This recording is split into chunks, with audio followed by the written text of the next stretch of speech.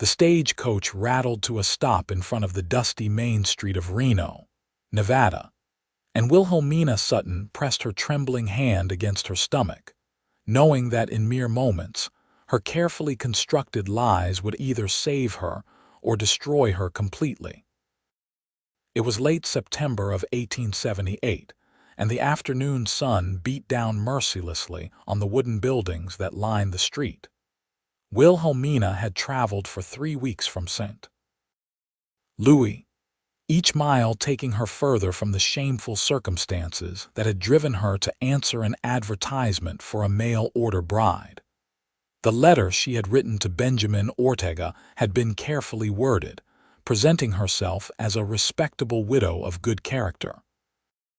She had failed to mention that she had never actually been married, that the child growing in her belly was the result of a cruel deception by a man who had promised marriage and then disappeared, or that her own family had disowned her the moment they discovered her condition. The driver opened the door, and Wilhelmina forced herself to step down onto the packed earth of Reno's main thoroughfare. Her traveling dress was dusty from the journey, and she felt the weight of curious stares from passers-by. A man stood near the general store, tall and broad-shouldered, with dark hair and eyes that seemed to assess everything around him with quiet intelligence. He wore working clothes, leather chaps over denim trousers, a worn shirt, and a hat that had seen better days. This, she assumed, was Benjamin Ortega. Their eyes met, and Wilhelmina felt a jolt of something she could not quite name.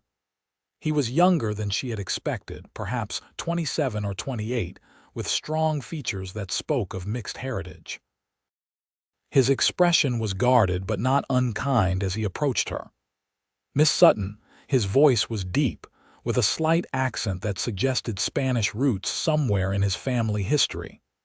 "Yes, Mr. Ortega, I presume," he nodded, reaching for her single-worn carpetbag.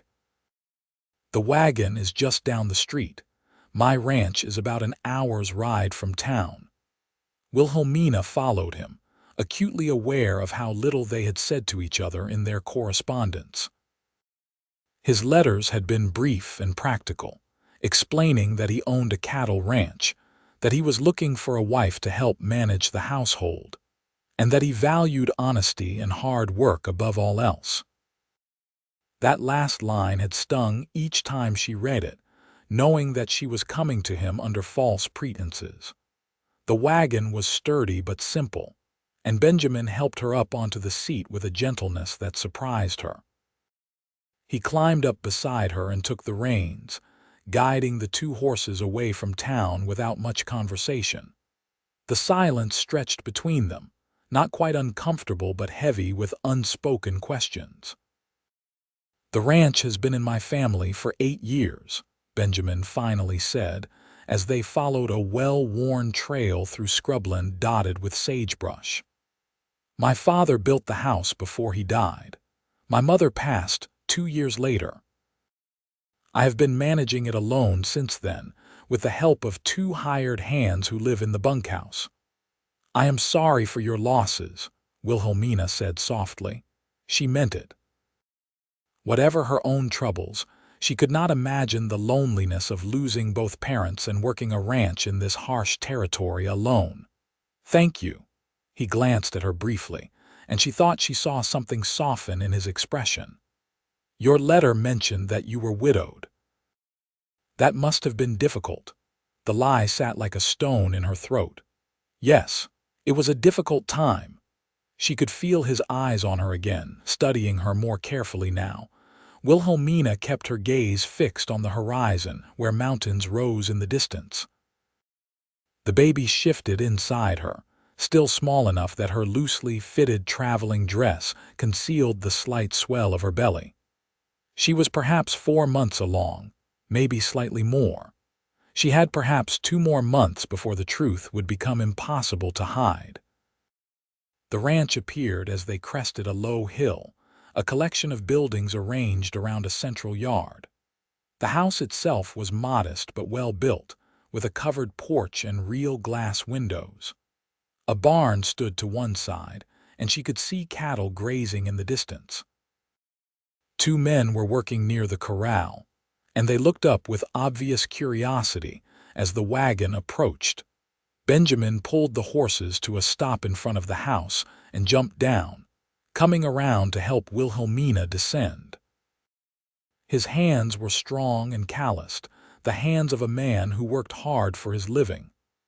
"I will show you the house," he said, carrying her bag up the porch steps. "We can discuss the arrangements for the wedding. I thought we might go into town in a few days, once you have had time to settle in and rest from your journey." Wilhelmina followed him inside, her heart hammering. The interior was clean but sparse, clearly the home of a man living alone. There was a main room with a fireplace and table, a kitchen area with a cast iron stove, and two doorways leading to what she assumed were bedrooms. "You will take the larger bedroom," Benjamin said, gesturing to the right. "I have been sleeping in the smaller one. We can make other arrangements after we are married, of course." The delicacy with which he approached the subject of their future marital arrangements made Wilhelmina's guilt intensify. He was trying to be respectful, to give her space and time. She did not deserve his consideration. "Mr. Ortega," she began, but he held up a hand. "Benjamin, please, we are to be married. There is no need for such formality." "Benjamin." The name felt strange on her tongue. "I need to tell you something. Before we go any further, before we make any plans, I need to be honest with you." She saw wariness enter his eyes, but he nodded, setting down her bag. "All right." Wilhelmina had rehearsed this moment 100 times on the journey, but now that it was here, the words tangled in her mouth. She pressed her hand to her stomach unconsciously, trying to find the courage. "I was not entirely truthful in my letter to you. I am not a widow. I have never been married." Her voice shook, but she forced herself to continue. "I am with child. The father made promises he did not keep. When my family discovered my condition, they cast me out. I had nowhere to go, no means to support myself. I answered your advertisement out of desperation, and I lied to you. I am sorry. I will understand if you wish to take me back to town immediately." The silence that followed her confession seemed to stretch for an eternity. Benjamin's expression had gone completely still, unreadable. Wilhelmina felt tears burning at the back of her eyes, but she refused to let them fall. She had known this was a risk, had known she might find herself stranded in a strange town with no money and no prospects. At least she had been honest in the end. Benjamin turned away from her and walked to the window, looking out at his land. Wilhelmina watched the rigid set of his shoulders, waiting for the anger, the disgust, the rejection she had become so familiar with. "How far along are you?" His voice was quiet, controlled. 4 months, perhaps a little more. "And the father?" "Gone. I do not know where he went. I do not even know if the name he gave me was real." The bitterness crept into her voice despite her best efforts. "I was foolish and trusting. I believed his promises." Benjamin was silent for a long moment, and then he turned back to face her. His expression was still serious, but there was no anger in it, no contempt. "My mother was not married to my father when I was conceived," he said quietly. "She was a young woman working in a cantina in Santa Fe when they met. My father was a gambler and a drifter. When she told him about me, he could have abandoned her. Instead, he married her, gave up gambling, and worked hard to build something for us. He was not a perfect man, but he loved my mother until the day she died. She told me once that the measure of a person is not in their mistakes, but in how they face the consequences of those mistakes." Wilhelmina stared at him, hardly daring to breathe. "You traveled 3 weeks on a stagecoach, alone and pregnant, to try to make a better life for yourself and your child. You could have lied to me indefinitely, could have tried to pass the child off as mine after we were married. Instead, you told me the truth, even knowing I might reject you." He took a step closer to her. "That takes courage. That takes character. You are not angry." "I do not approve of dishonesty," Benjamin said carefully, "but I understand desperation. I understand what it is to be judged for circumstances you cannot control." He paused, seeming to consider his next words carefully. "If you are willing, I would still like to marry you. The child will be raised as mine with my name. No one needs to know the circumstances of its birth." Wilhelmina felt the tears she had been holding back spill over. "Why would you do that?" "You do not know me. You do not owe me anything." "Because everyone deserves a chance," Benjamin said simply. "And because I need a wife and you need a husband, we can help each other. Your past does not define your worth to me. What matters is what we build from this moment forward." The words struck something deep inside Wilhelmina's chest. She had expected judgment, condemnation, rejection. She had received none of those things. Instead, this quiet cowboy who had lost his own parents, who understood hardship and struggle, was offering her not just refuge but acceptance. "I do not know what to say," she whispered. "Say you will try. Say you will work with me to make this marriage more than just an arrangement on paper." Benjamin's dark eyes were intense, honest. "I cannot promise you romance or pretty words. But I can promise you respect, a home, and a father for your child. That is what I can offer." Wilhelmina wiped at her tears with shaking hands. "Yes, yes, I will try. I will work hard. I will be a good wife to you, I promise." Benjamin nodded, and for the first time she saw a small smile touch his lips. "Then we have an understanding. Rest today. Tomorrow I will show you around the ranch, and we can go into town later this week to arrange the wedding." He picked up her bag again and carried it into the larger bedroom. Wilhelmina followed, looking around at the simple furnishings. A bed with a quilt, a dresser, a washstand with a basin and pitcher. It was more than she had dared to hope for. "Thank you," she said as Benjamin set down her bag. "Truly, I will not forget your kindness." He paused in the doorway, looking back at her. "It is not just kindness, Wilhelmina. I believe people deserve second chances. My parents taught me that. Now rest. I will have one of the men bring in water for washing, and I will prepare something for supper." After he left, Wilhelmina sank down onto the bed, her whole body trembling with relief and emotion. She had been prepared for the worst, had steeled herself for rejection and shame. Instead, she had found something she had not expected: understanding and perhaps, in time, the possibility of something more. The next few days passed in a blur of activity. Benjamin was true to his word, giving Wilhelmina a thorough tour of the ranch and introducing her to the two hired hands, a grizzled older man named Tom and a younger fellow named Jack. Both men tipped their hats respectfully and did not ask uncomfortable questions. Wilhelmina suspected Benjamin had spoken to them, made clear that certain topics were not to be discussed. She threw herself into learning the routines of the household, determined to prove her worth. The work was harder than anything she had done in her parents' home in St. Louis, but she found satisfaction in it. Benjamin was patient, showing her how to manage the heavy cast iron stove, where supplies were kept, how to preserve food for the winter months ahead. They worked side by side, and Wilhelmina found herself watching him when she thought he was not looking. He was a good man, she realized, steady and reliable, with a dry sense of humor that occasionally surprised her. He treated her with unfailing courtesy, never pressing her, never making her feel uncomfortable. At night, they retired to their separate bedrooms, the arrangement between them still that of strangers helping each other rather than anything romantic. But Wilhelmina found herself thinking about him more and more. The way his hands moved with confident skill as he worked. The rare smile that transformed his serious face. The gentle way he spoke to the horses and cattle, never cruel, always measured. She had been so focused on survival, on escaping the judgment and shame, that she had not allowed herself to consider that she might actually come to care for the man she was to marry. On the fourth day after her arrival, they rode into Reno together to arrange the wedding.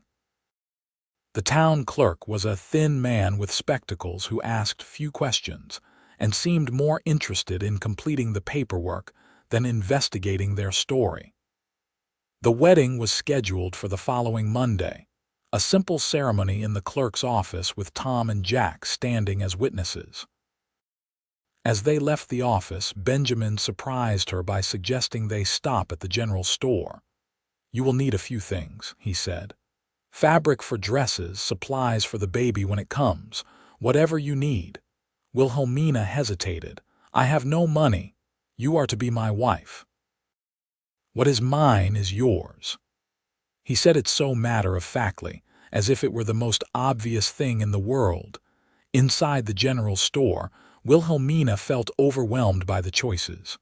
She had grown up with some comfort, but her family had cast her out with almost nothing.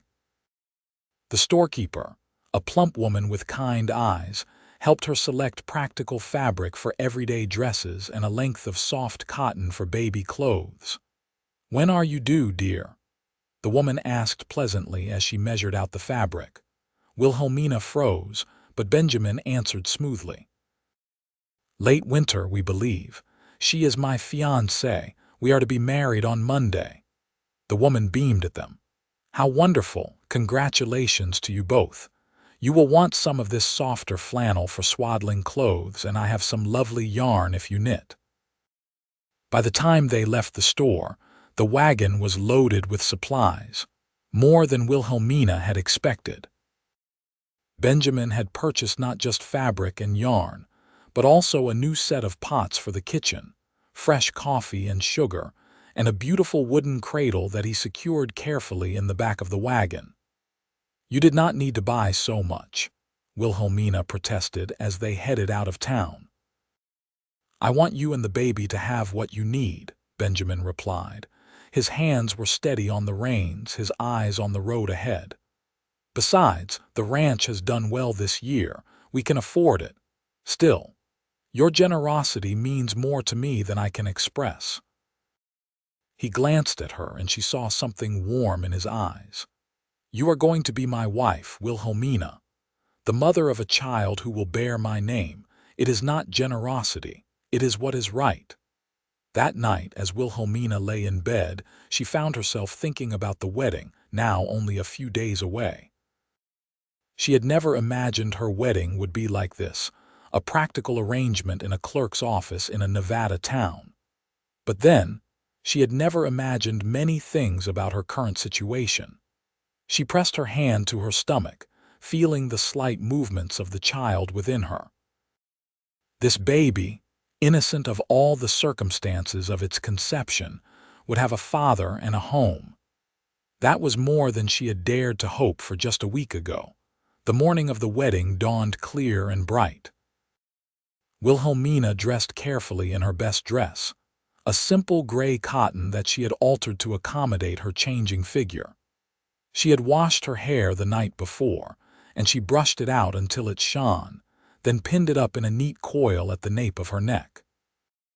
When she emerged from the bedroom, she found Benjamin waiting in the main room, dressed in clean clothes with his hair neatly combed. He held his hat in his hands, and he looked almost nervous. "You look very nice," he said, and there was genuine warmth in his voice. "As do you." Wilhelmina managed a smile, though her stomach was fluttering with nerves. Tom and Jack were waiting outside with the wagon, both men cleaned up and looking almost respectable. The ride into town was quiet, each of them lost in their own thoughts. Wilhelmina wondered what Benjamin was thinking, if he had any doubts about what they were about to do. But his face was calm, resolved. The ceremony itself was brief and businesslike. The clerk read through the legal requirements. They both said, "I do," when prompted, and Benjamin produced a simple gold band that he slipped onto Wilhelmina's finger.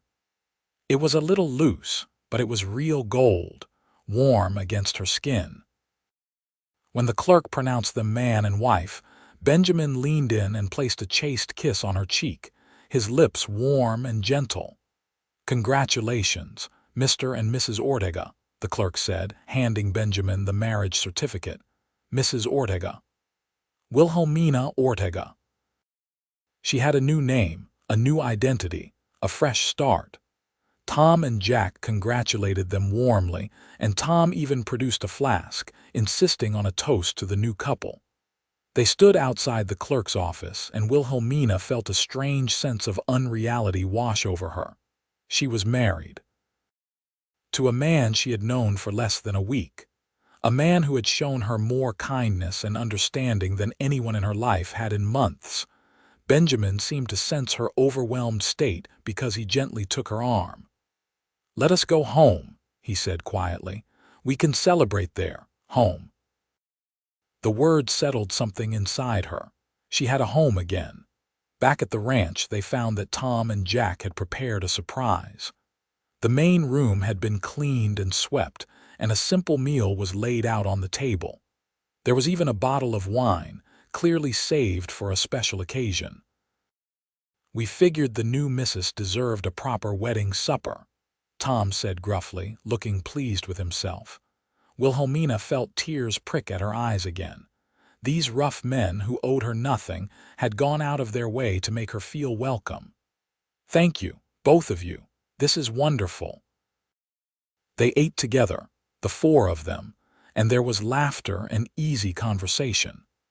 Jack told stories about the cattle drives he had been on, and Tom reminisced about his younger days in California during the gold rush. Benjamin remained mostly quiet, but Wilhelmina caught him watching her several times, his expression thoughtful. After the meal, Tom and Jack excused themselves, heading back to the bunkhouse and leaving Benjamin and Wilhelmina alone. The sun was setting, casting long shadows across the room. Wilhelmina began clearing the dishes, suddenly unsure what to do with herself. "Leave them," Benjamin said. "Come sit with me for a moment." They sat together on the simple wooden bench near the fireplace. Benjamin had poured 2 small glasses of the wine, and he handed one to her. "To new beginnings," he said, raising his glass. "To new beginnings," Wilhelmina echoed, touching her glass to his. The wine was sweet and warming. They sat in comfortable silence for a moment, and then Benjamin spoke. "I want you to know that I mean what I said. This child will be mine in every way that matters. When people ask, we will tell them the baby came early. No one will question it, and even if they do, we will not care. You are my wife now. That is all that matters." Wilhelmina set down her glass with a shaking hand. "I still do not understand why you are doing this, why you are being so kind to me." Benjamin was quiet for a long moment, staring into the fire that Tom had lit before leaving. "When I was a boy, I heard people say cruel things about my mother. They called her names because of her past, because of where she had worked. My father heard those comments too, and once I saw him confront a man who had insulted her. He did not hit him, did not threaten him. He just looked at him and said, 'My wife is the finest woman I have ever known.' Her past is her past. What matters is who she is now and who she chooses to be every day. I never forgot that." He turned to look at Wilhelmina, and in the firelight his eyes were very dark and very serious. "You made a mistake. You trusted someone who did not deserve your trust. That does not make you a bad person. It makes you human. And you are trying to do right by your child, trying to give it a good life. That makes you a good person in my estimation." Wilhelmina felt something crack open inside her chest, some tight knot of shame and fear that she had been carrying for months. "I want to be a good wife to you," she said softly. "I want this to be a real marriage, not just an arrangement. I do not know if I can give you love right now, but I can give you respect and loyalty and hard work. I can try to build something good with you. That is all I ask." Benjamin reached out and took her hand, the first time he had done so since the ceremony. His hand was warm and rough, the hand of a working man. "We have time, Wilhelmina. We do not need to rush anything. We can let things develop naturally, let trust build between us. For now, it is enough that we are committed to trying. What about tonight?" The question came out barely above a whisper. They were married now. Surely he would expect certain things. Benjamin squeezed her hand gently and then released it. "Tonight, you will sleep in your room and I will sleep in mine, just as we have been. When and if we choose to change that arrangement, it will be a decision we make together when we are both ready. I will not pressure you, Wilhelmina. You have my word." The relief that flooded through her was almost overwhelming. She had been so afraid, so worried about this aspect of their arrangement. "Thank you," she managed. They sat together a while longer, finishing their wine and watching the fire burn down. It was peaceful, comfortable in a way Wilhelmina had not expected. When she finally rose to go to bed, Benjamin stood as well. "Good night, wife," he said, and there was a hint of a smile in his voice. "Good night, husband," she replied and found herself smiling back. In her room, Wilhelmina changed into her nightgown and lay down in the darkness, one hand resting on her growing belly. She was married now, to a good man who had shown her compassion when she had expected only judgment. It was not the life she had imagined for herself as a young girl, but perhaps it could be something better than she had dared to hope for. The following weeks fell into a rhythm. Wilhelmina took over the household tasks, cooking and cleaning and managing the supplies. Her body was changing, the baby growing larger, and she found she tired more easily. Benjamin noticed, of course, and began taking on more of the heavier tasks, insisting she rest when he saw her flagging. "You need to take care of yourself," he said when she protested. "The baby needs you strong and healthy." She also began to learn about the ranch itself. Benjamin taught her to recognize the different cattle, to understand the rhythms of the land and the work required to maintain everything. She met the neighbors, a family named the Hendersons who lived on an adjacent property. Mrs. Henderson was a warm woman who welcomed Wilhelmina with enthusiasm and asked no probing questions about the quick wedding or the visible pregnancy. "I am so glad Benjamin has found someone," Mrs. Henderson said as they shared tea one afternoon. "He has been alone too long. A man needs a good woman beside him, and a home needs a woman's touch." As October turned into November, Wilhelmina felt the distance between her and Benjamin beginning to close. They talked more, sharing stories of their childhoods and their dreams. She learned that he had hoped to expand the ranch, to build something that would last for generations. He learned that she had once loved to read, that she missed the library in St. Louis, and he surprised her by ordering books from a catalog, volumes of poetry and novels that arrived wrapped in brown paper. "I thought you might enjoy these during the winter," he said, setting the package on the table. "The evenings are long, and you should have something to occupy your mind." The gesture touched her deeply. He paid attention, noticed what mattered to her, and tried to provide it when he could. It was a kind of caring she had never experienced before, practical and thoughtful rather than flowery or romantic, but no less meaningful for its quiet sincerity. One evening in late November, as they sat together after supper, Wilhelmina felt the baby kick strongly. She gasped, her hand flying to her stomach. "What is it? Are you all right?" Benjamin was on his feet immediately, concern etched on his face. "I am fine. The baby just kicked, hard." She smiled, feeling the flutter of movement again. "It is becoming quite active." "May I?" Benjamin gestured hesitantly toward her belly. Wilhelmina nodded, taking his hand and placing it where she had felt the kick. They waited, and then the baby obliged, a strong thump against Benjamin's palm. His eyes widened and a look of wonder crossed his face. "That is amazing," he said softly. "There is really a life in there. Yes, a life that will call you father." Wilhelmina looked up at him, at this man who had given her and her child a chance when no one else would. "A life that will be very lucky to have you." Benjamin met her eyes, and something passed between them, some current of feeling that was new and fragile but unmistakably real. He leaned down slowly, giving her time to pull away, and pressed a gentle kiss to her forehead. "We will be a family," he said. "A real family. I promise you that." Wilhelmina felt her heart squeeze in her chest. Somewhere along the way, without her quite realizing it, her feelings for Benjamin had deepened into something more than gratitude, more than respect. She was beginning to care for him, truly care for him, in a way that frightened and exhilarated her. December brought cold winds and the first snow. Wilhelmina was large now, her pregnancy impossible to conceal. Benjamin had made good on his promise, telling anyone who asked that the baby had been conceived before they were married, during Wilhelmina's time as his mail-order bride before she had made the journey west. Most people accepted the explanation without question, and those who did not kept their thoughts to themselves. As Christmas approached, Benjamin surprised Wilhelmina again by cutting down a small pine tree and setting it up in the main room.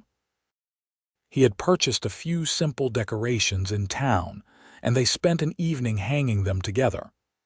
"I did not think you would want to bother with such things," Wilhelmina said, adjusting a string of berries on one of the branches. "My mother loved Christmas. Even when we had very little, she always insisted on having a tree and making the house festive.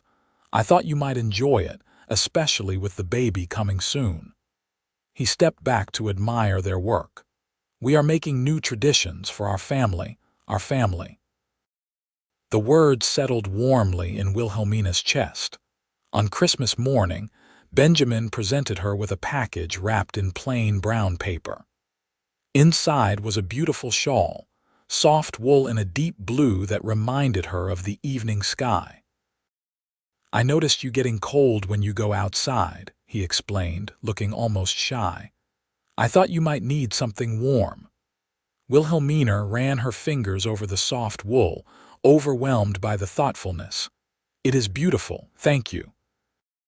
She had her own small gift for him, a pair of leather gloves she had painstakingly sewn during the hours when he was out working. "These are not much, but I noticed your old gloves were wearing through." Benjamin pulled on the gloves, flexing his fingers. "They fit perfectly. Thank you, Wilhelmina." "You did not need to do this." "I wanted to. You have given me so much, I wanted to give you something in return." They spent a quiet Christmas together, cooking a special meal and reading aloud from one of the books Benjamin had ordered. The snow fell softly outside, blanketing the ranch in white. It was peaceful, domestic, and Wilhelmina found herself feeling something she had not felt in a very long time: contentment. That evening, as they sat by the fire, Benjamin reached out and took her hand.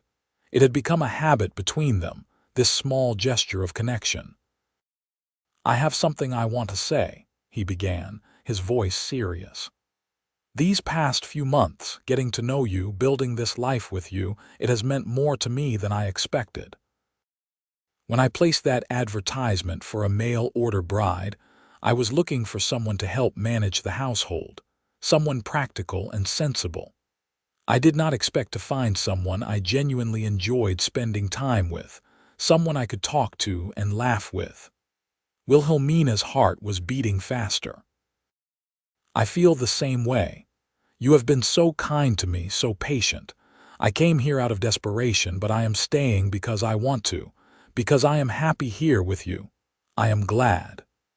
Benjamin's thumb traced small circles on the back of her hand. I want you to know that my feelings for you have grown beyond simple respect or duty. I care for you, Wilhelmina, deeply. I am falling in love with you if I am being honest." The words hung in the air between them, momentous and real. Wilhelmina felt tears gathering in her eyes, but they were good tears, happy tears. "I am falling in love with you too," she whispered. "I did not think I could after everything that happened. I did not think I was capable of trusting someone again, but you have shown me what real love looks like. Not pretty words and empty promises, but actions and constancy and genuine caring." Benjamin lifted her hand to his lips and pressed a kiss to her knuckles. "I know we started this marriage as an arrangement, but I want it to be more. I want us to be a true husband and wife in every sense. But only when you are ready. I will never push you." "I am ready," Wilhelmina said, surprising herself with the certainty in her voice.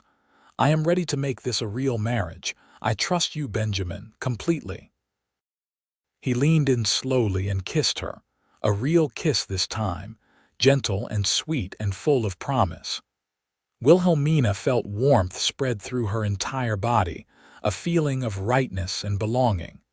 When they finally pulled apart, both of them were smiling. "We should probably wait until after the baby comes," Benjamin said practically, though his eyes were warm. "I do not want to do anything that might cause you discomfort or harm." Wilhelmina laughed softly.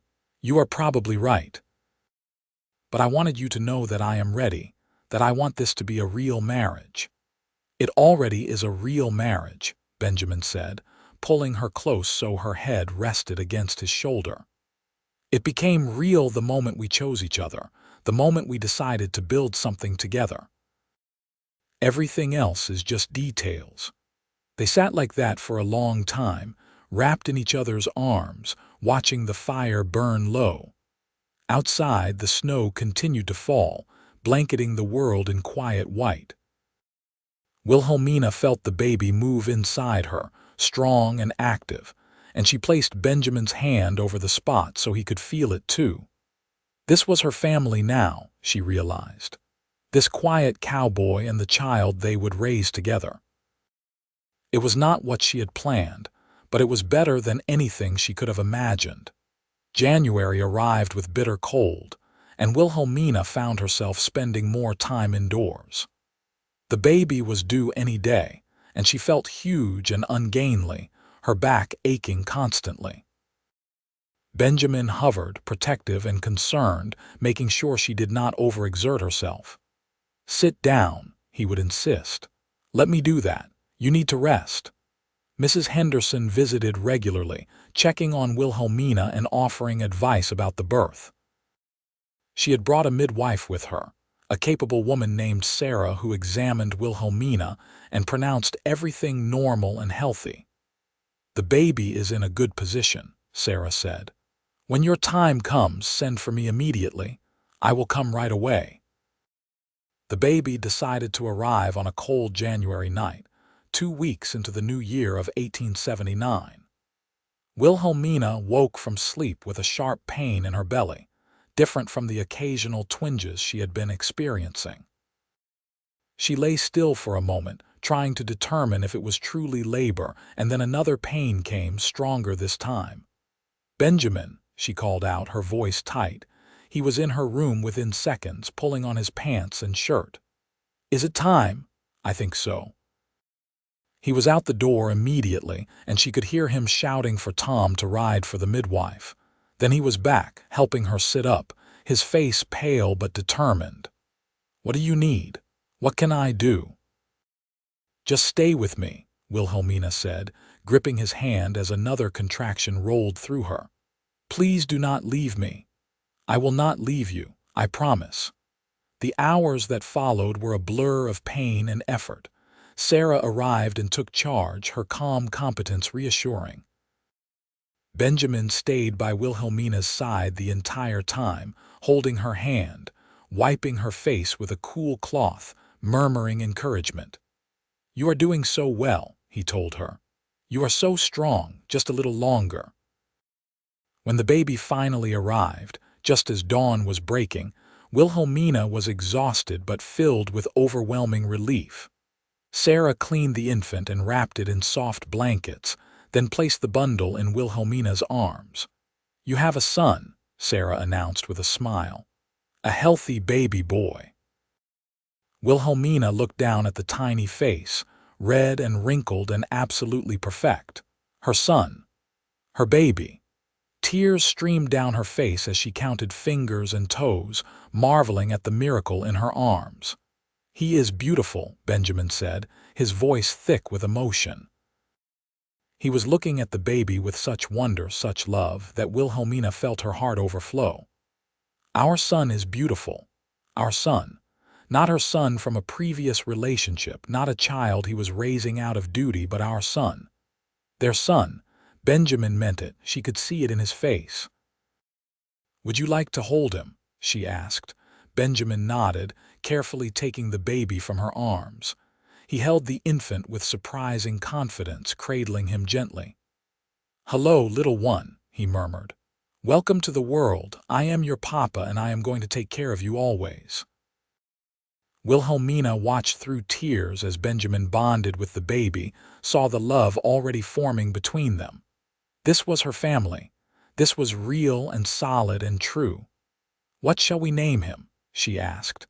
Benjamin looked up at her, still holding their son. "I thought, if you agree, we could name him Robert after my father. He would have loved this, loved having a grandson to spoil." "Robert Ortega," Wilhelmina said, testing the name. "Yes, that is perfect." Sarah stayed for a few hours, making sure both mother and baby were doing well. Mrs.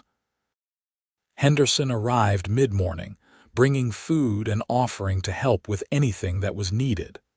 Tom and Jack came to the door to offer congratulations, Tom pressing a small carved wooden horse into Benjamin's hand. "Made it myself," the old cowboy said gruffly. "Figured the little one would need some toys eventually." By afternoon, everyone had left, and it was just the three of them. Wilhelmina lay in bed, exhausted but happy, watching as Benjamin sat in the chair beside her with Robert sleeping in his arms. He could not seem to stop looking at the baby, a small smile playing at his lips.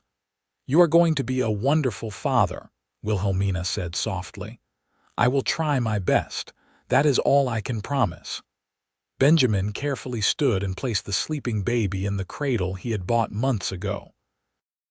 Then he sat on the edge of the bed and took Wilhelmina's hand.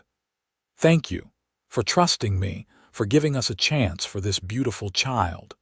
Thank you for accepting me when I had nowhere else to go, for showing me that not all men are cruel or dishonest, for loving me even when I did not think I deserved to be loved." Wilhelmina squeezed his hand. "I love you, Benjamin Ortega. I love you with my whole heart." "I love you too, Wilhelmina, more than I ever thought possible." He leaned down and kissed her gently. "Get some rest now. I will watch over both of you." Wilhelmina closed her eyes, feeling safe and cherished and complete. She had traveled a long, difficult road to get to this moment, had faced judgment and rejection and fear. But it had all led her here, to this ranch in Nevada, to this good man, to this new life. Her past did not define her. Benjamin had shown her that. What defined her was the choices she made going forward, the love she gave and received, the family she was building. The weeks after Robert's birth were challenging but joyful. Wilhelmina recovered her strength slowly, and Benjamin took over many of the household tasks, insisting she focus on caring for the baby and herself. He was surprisingly good with Robert, comfortable changing diapers and walking the floor with him when he cried at night. "My mother had 2 more children after me," he explained when Wilhelmina commented on his skill. "I helped with my younger siblings. I know a thing or two about babies." As winter gave way to early spring, life on the ranch found a new rhythm that included the baby. Robert was a good-natured child, alert and curious about the world around him. Benjamin doted on him, making toys for him, talking to him constantly even though the baby was too young to understand.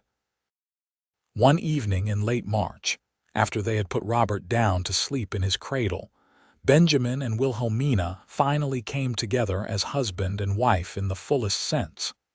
It was tender and sweet, both of them nervous and careful with each other. Afterward, as they lay tangled together in Benjamin's bed, Wilhelmina felt a sense of completion, of rightness. "I love you," she whispered, tracing patterns on his chest. "I love you too." Benjamin pressed a kiss to her hair. "You are everything to me, Wilhelmina. You and Robert. You are my whole world."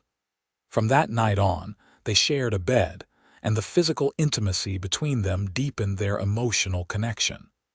Wilhelmina had never known that marriage could be like this, a partnership of equals built on mutual respect and genuine affection. She had thought the disaster with Robert's biological father had ruined her for love, but Benjamin had proven her wrong. He had shown her what real love looked like. As spring progressed into summer, the ranch prospered.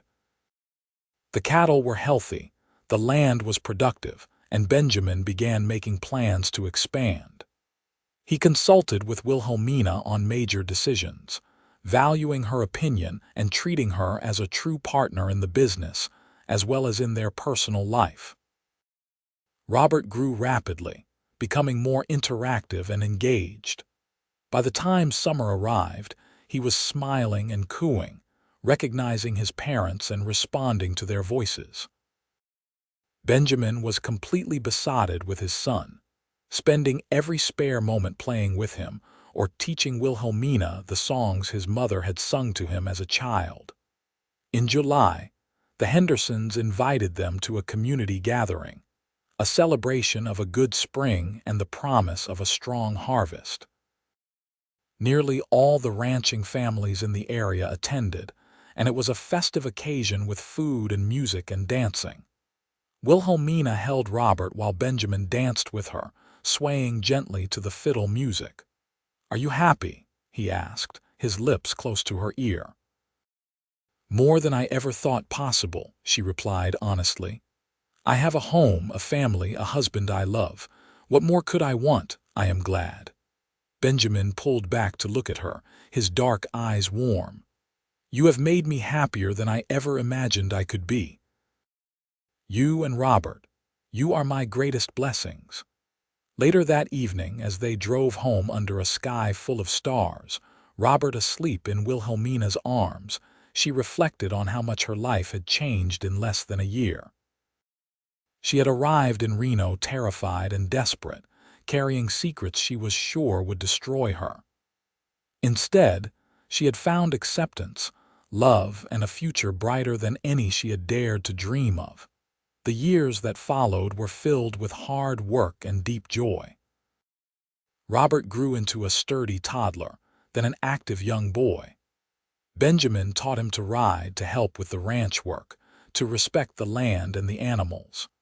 Wilhelmina expanded the vegetable garden, took on sewing work for neighboring families, and became an integral part of the community. In the spring of 1881, Wilhelmina discovered she was pregnant again. This time, there was no fear or shame, only excitement. Benjamin was thrilled, and Robert, now 2 years old, seemed confused but accepting of the news that he would have a sibling. Their daughter was born in December of that year, during the first snowfall of winter.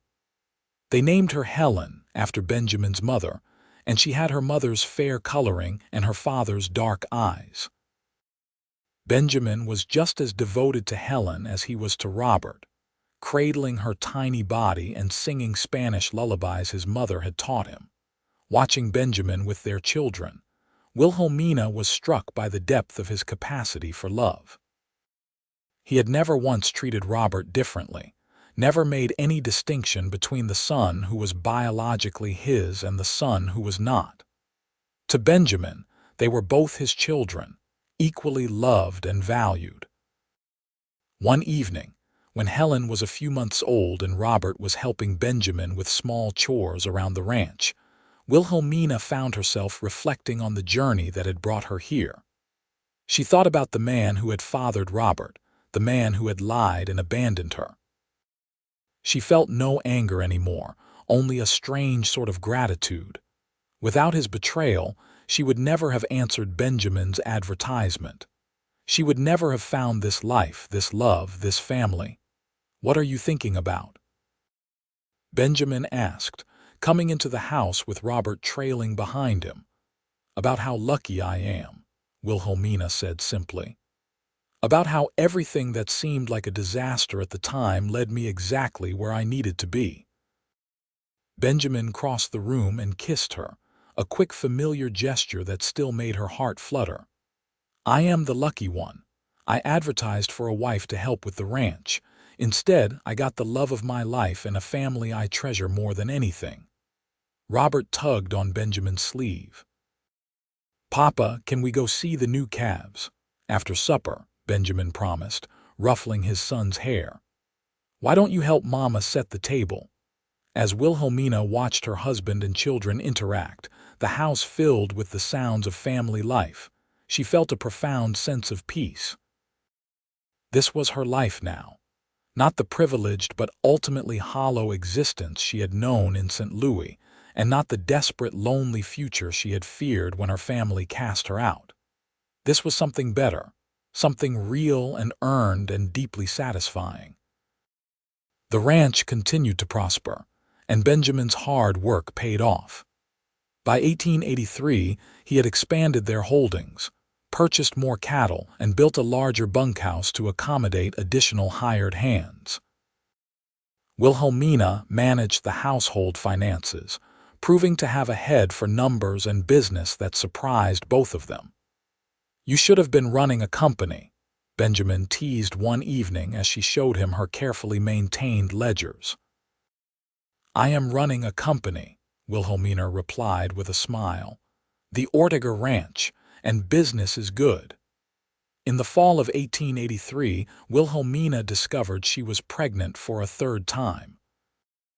Robert was now 4.5, already a capable helper around the ranch, and Helen was nearly 2, a bright, curious toddler who followed her older brother everywhere.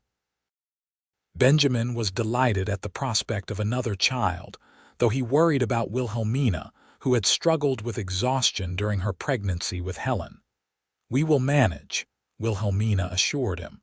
"We always do." Their third child, a son they named Samuel, was born in the spring of 1884. He was a large baby, and the birth was difficult, leaving Wilhelmina weak and recovering for several weeks. Benjamin took over completely, managing the household and the ranch while caring for all 3 children. Mrs.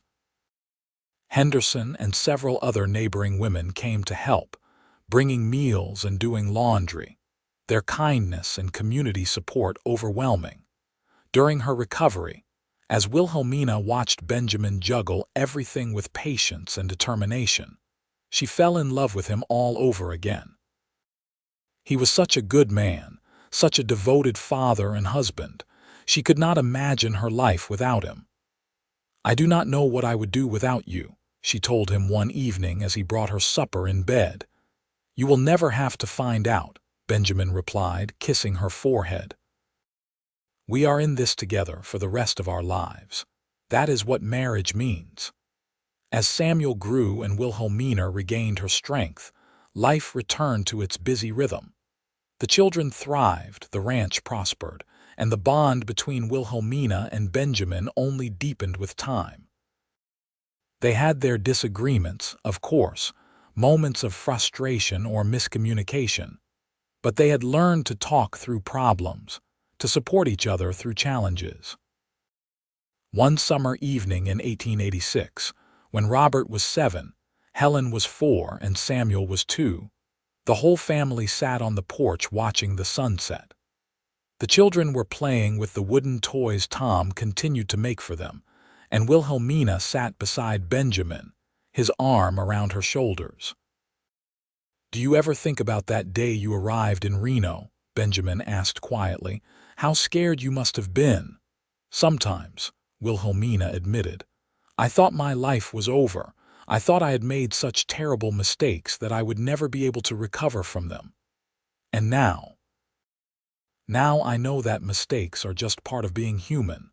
What matters is what you do after the mistake, how you pick yourself up and keep going." She leaned her head against his shoulder. "You taught me that. You showed me that my past did not have to define my future, that I could be more than my worst moment." "You did the hard part," Benjamin said. "You had the courage to keep trying, to accept help when it was offered, to build something new. I just gave you the opportunity." "You gave me everything," Wilhelmina corrected. "Love, acceptance, a family, a home, everything that matters." They sat in comfortable silence, watching as the sky turned brilliant shades of orange and pink. Robert ran over to show them a lizard he had caught, and Helen insisted on sitting in her father's lap.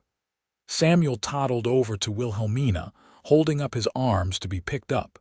She lifted him, settling his small, warm body against her chest. This was her life. This was everything she had ever needed. Not the fairy tale romance of storybooks, but something better. A real partnership built on trust and respect and genuine love. A family created not by blood alone, but by choice and commitment. As the years continued to pass, the Ortega family became a respected part of the Nevada ranching community. Benjamin served on local committees, helping to organize cattle drives and negotiate with buyers.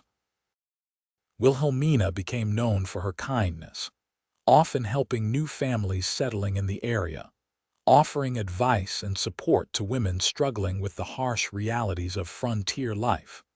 Robert grew into a responsible young man who loved the ranch and seemed destined to take it over someday. Helen was bright and curious, always asking questions and wanting to learn new things. Samuel was adventurous and fearless, keeping his parents constantly on their toes. In 1889, when Robert was 10, he came to Wilhelmina with a question that she had been both anticipating and dreading. "Mama," he said, his young face serious. "Billy Henderson said something strange today. He said his pa told him that you were already expecting me when you and Papa got married. Is that true?" Wilhelmina's heart clenched, but she kept her voice calm. "Yes, it is true. Come, sit with me. I think it is time we talked about this." They sat together on the porch, and Wilhelmina carefully explained in terms a 10-year-old could understand that she had been expecting him when she came to Nevada to marry Benjamin. She explained that his biological father had not been a good man, that he had left, but that Benjamin had chosen to be Robert's father in every way that mattered. "So Papa is not my real father?" Robert asked, and she could hear the confusion and hurt in his voice. "Papa is your real father," Wilhelmina said firmly. "He chose you, Robert. He chose to love you and raise you and give you his name. Being a father is not just about biology. It is about showing up every day, teaching you right from wrong, caring for you when you are sick, celebrating your successes. Papa has done all of that and more. He is your real father in every way that matters." Robert was quiet for a long moment, processing this information. "Does he love me the same as Helen and Samuel?" "Absolutely. Without question. You are his firstborn son, and he is so proud of you." Wilhelmina took Robert's hand. "I know this is confusing, and if you have questions, you can always ask me or Papa. But I need you to understand that you are loved completely by both of us." That evening, Wilhelmina told Benjamin about the conversation. He immediately went to find Robert, who was in the barn doing his evening chores. "Your mama told me you two talked today," Benjamin said, leaning against the stall door. Robert nodded, not looking up from the horse he was brushing. "I want you to know something," Benjamin continued. "When your mama came here pregnant and scared, I made a choice. I chose you. I chose to be your father, and it was the best decision I ever made, Robert. You are my son. You always have been, you always will be. Nothing will ever change that." Robert finally looked up, his eyes shining with unshed tears. "Really, really." Benjamin pulled his son into a hug. "I love you, Robert, so much. You are mine and I am yours. That is what matters." After that conversation, Robert seemed to settle, any doubts erased by his parents' reassurance. As he grew older, he occasionally asked more questions about his biological father, but they were asked with curiosity rather than pain. Benjamin and Wilhelmina always answered honestly, but they also emphasized that family was about choice and love, not just blood. The turn of the century found the Ortega family well established and prosperous. Robert, now 21, was being courted by the daughter of a neighboring rancher, a sensible girl named Margaret who shared his love of the land. Helen, 17, was teaching at the small school that had been built in Reno, showing a gift for education. Samuel, 15, was already talking about exploring, about seeing more of the world before settling down to ranch work. Benjamin, now in his 40s, still worked the ranch with the same dedication he always had, though his hair was starting to gray at the temples. Wilhelmina, comfortable and confident in her role as matriarch of the family, split her time between household management and community work, organizing fundraisers and social events.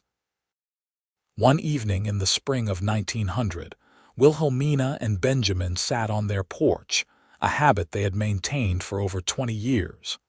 The children were grown or nearly so, no longer needing constant supervision. "Do you ever regret answering my advertisement?" Benjamin asked, a question he had never posed before. Wilhelmina turned to look at him, at this man who had been her partner for more than 2 decades.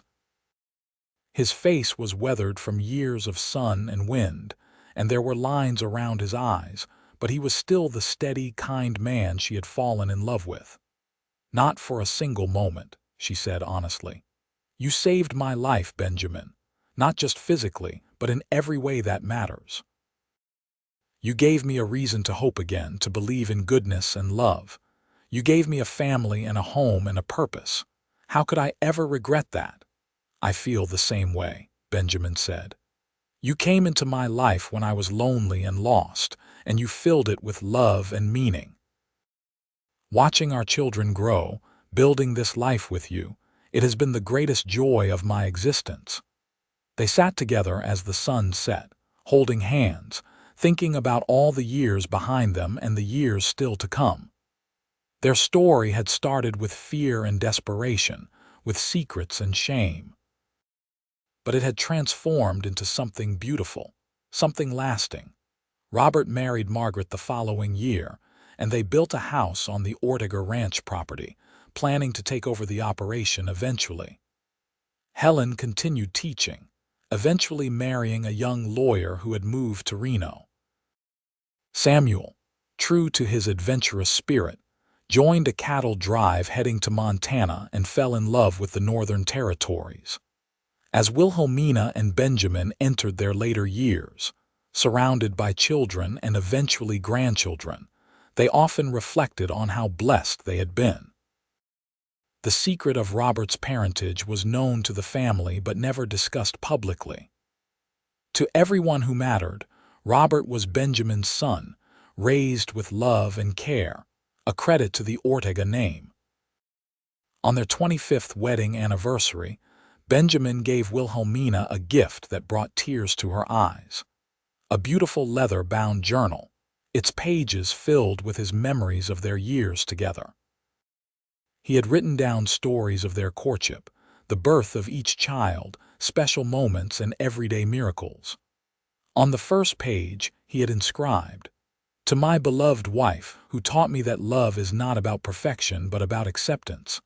Your past does not define your worth to me. Your presence defines my happiness." Wilhelmina read through the journal with tears streaming down her face, remembering all they had shared, all they had overcome. She thought about the frightened woman who had stepped off the stagecoach in Reno so many years ago, expecting judgment and rejection. She thought about the quiet cowboy who had offered her not just refuge but genuine love and acceptance. "Thank you," she whispered, pulling Benjamin close, "for everything. For seeing past my mistakes to the person I could become, for giving me a chance when no one else would." "Thank you for taking that chance," Benjamin replied, "for trusting me, for building this life with me. You are the best thing that ever happened to me, Wilhelmina Ortega." They held each other on the porch of the house Benjamin's father had built, the ranch they had grown together spreading out around them. Their children were happy and settled, their grandchildren bringing new life and energy to the family.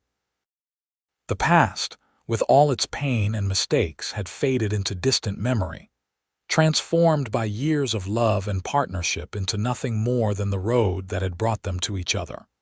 As the years continued to pass, Benjamin and Wilhelmina grew old together, their love deepening with each season. They faced hardships, as all families do, weathering droughts and economic downturns, illness and loss. Through it all, they remained each other's steadfast support, proof that true love is built not in perfect circumstances, but in the choice to stand together through whatever comes. When Benjamin passed away peacefully in his sleep in 1915, at the age of 64, Wilhelmina mourned him deeply, but also celebrated the extraordinary life they had shared. At his funeral, Robert, now 36, stood to speak about his father. He talked about Benjamin's kindness, his integrity, his devotion to family. He ended his speech with words that brought tears to every eye. "My father taught me that love is a choice, and that family is defined not by blood but by commitment. He chose me when he did not have to, loved me as his own, and never once made me feel like I was anything less than his beloved son." That is the legacy he leaves, a legacy of acceptance and unconditional love. I am proud to be Benjamin Ortega's son, and I will strive every day to live up to the example he set. Wilhelmina lived for another 12 years, surrounded by her children and grandchildren, telling stories about Benjamin and the ranch they had built together. She passed away peacefully in 1927 at the age of 71, holding Robert's hand. The Ortega Ranch continued to be worked by Robert and eventually his children, a testament to Benjamin and Wilhelmina's hard work and vision. The story of the mail-order bride who had arrived expecting judgment and found love instead became family legend, passed down through generations as a reminder that everyone deserves a second chance, that mistakes do not define a person's worth, and that true love sees past imperfection to the heart beneath. In the end, Wilhelmina and Benjamin's story was not about the dramatic moments or grand gestures.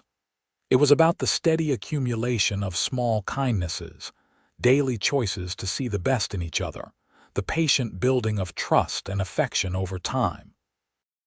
It was about two imperfect people who found each other at the right moment, who chose to build something beautiful together, and who proved that love, real love, is not about finding someone perfect, but about accepting someone completely, past and all, and choosing to walk through life together no matter what challenges arise.